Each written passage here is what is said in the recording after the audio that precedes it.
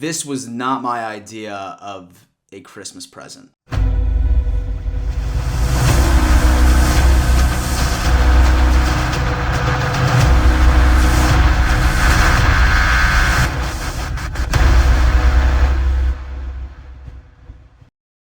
Ho, ho, ho, Dal Mafia. I'm sure you noticed that I dropped the yo from my very notable introduction simply because it's Christmas. Merry Christmas, motherfuckers.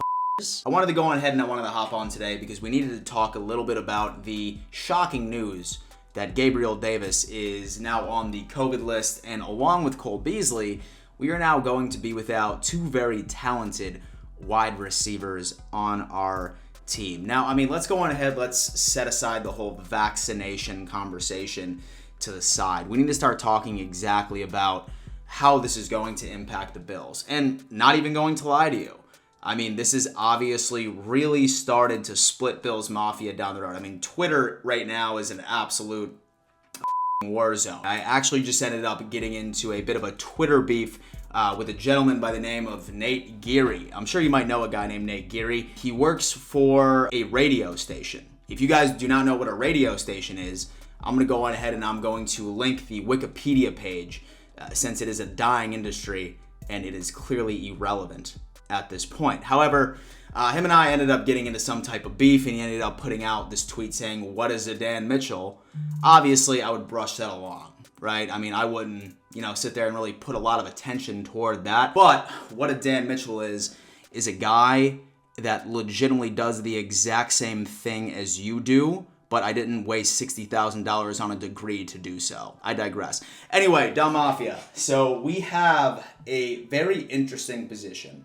We have one of the largest games, I would say, in Bills and Pats history coming up on Sunday at 1 p.m. When it comes down to it, we really wanted our full personnel to be out there, especially on the offensive side of the ball. As far as our defense is concerned, we know that as long as they are out on the field, even without Trey White, they are going to give us a fighting chance.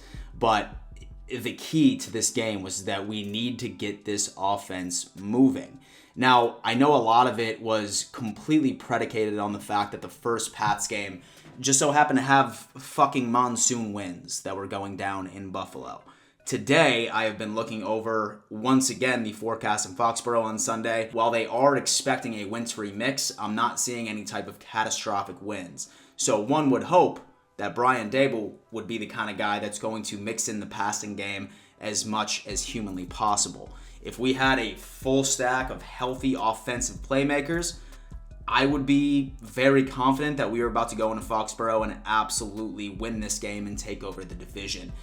Unfortunately, now I'm sitting here and I'm going to be questioning it, right?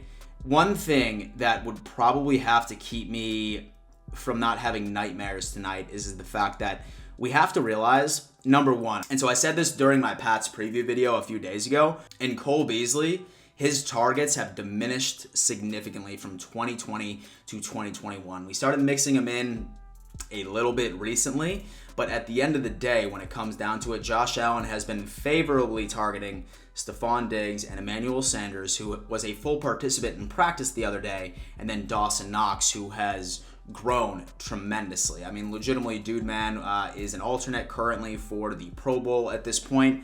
So with Gabe Davis and Cole Beasley being gone, I'm not running around thinking that this is going to be the end of the world. Because as many of us know, we were wondering where the fuck was Gabe Davis throughout the majority of the beginning of this season. He is now out, and our offense still was able to go out there, and we were able to make some pretty big wins without him being a huge factor. So when it comes down to it, this is how I'm really going to look at it. We need Emmanuel Sanders to come back. Stephon Diggs is always going to be that number one. We've seen what he can do against J.C. Jackson during that first game. We need him to be a contributor. We're going to need Emmanuel Sanders working out on the opposite side. And then we need Isaiah McKenzie, man. We need Isaiah McKenzie to make some moves right now. I was looking at an overall depth chart as far as a prediction of going into Sunday. And one thing I will say is that we're probably going to be anticipating Stevenson, and then we're also going to be anticipating Jake Kumro, touchdown Jesus, to go ahead and step up and win this game. The reason why I'm feeling so confident is that I know that if the Buffalo Bills defense is on that field, they are going to give us a chance. And I have a feeling that Josh Allen is going to be able to spread the ball around enough for us to score enough points to ultimately end up winning this game. My prediction of us winning this game has not gone out the window whatsoever. Say, for example, that we get another tweet here within the next hour or so saying that, oh, so-and-so ended up getting added to the COVID list. I mean, knock on wood, Stephon Diggs. Actually, forget I even said that. I'm not even trying to put that negative energy out there at this point. Or Josh Allen. Forget I said that as well.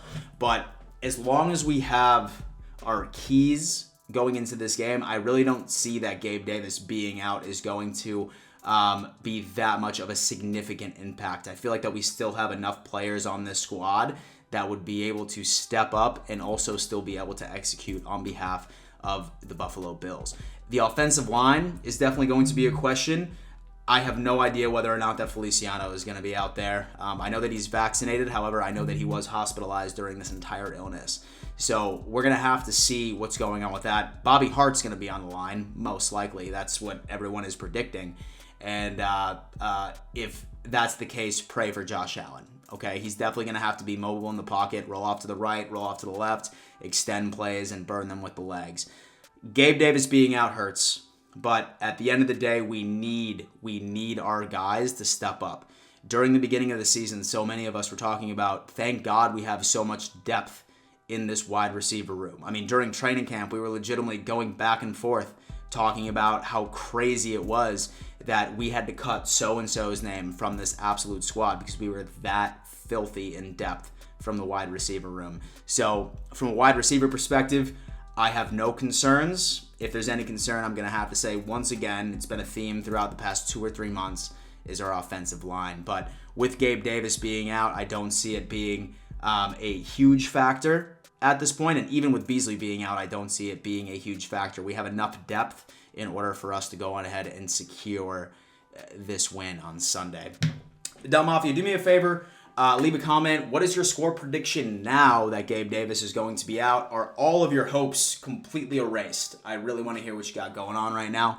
Thank you for tuning in to yet another edition of the Del Mafia Report. I love you guys. Merry Christmas. And before I let you go, you better always remember, let's go Buffalo.